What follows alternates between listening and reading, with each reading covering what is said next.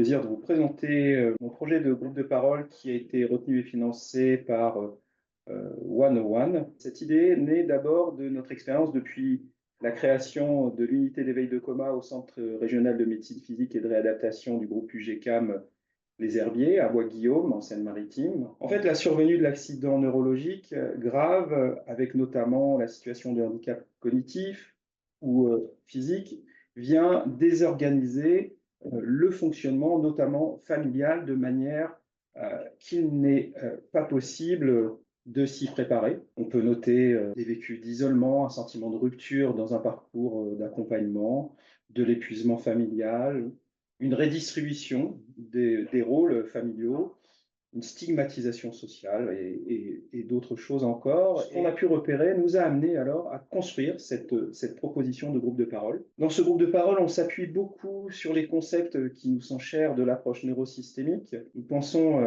qu'un groupe de parole de personnes atteintes d'une lésion cérébrale et de sa famille peut aider d'une part par la circulation de la parole face à l'impact que les liens familiaux ont subi, et d'autre part par la découverte et le partage des compétences familiales face aux crises. Finalement, la famille, c'est le moyen qu'a trouvé l'être humain au cours de l'histoire de l'humanité pour faire face à l'évolution stochastique de l'existence. Et dans la rencontre avec d'autres familles, ce groupe peut permettre alors le partage, la compréhension de certaines émotions, de certaines réactions individuelles ou groupales qui vont être alors partagées également par d'autres. Ce groupe peut favoriser la verbalisation collective, amenant à, pourquoi pas, une baisse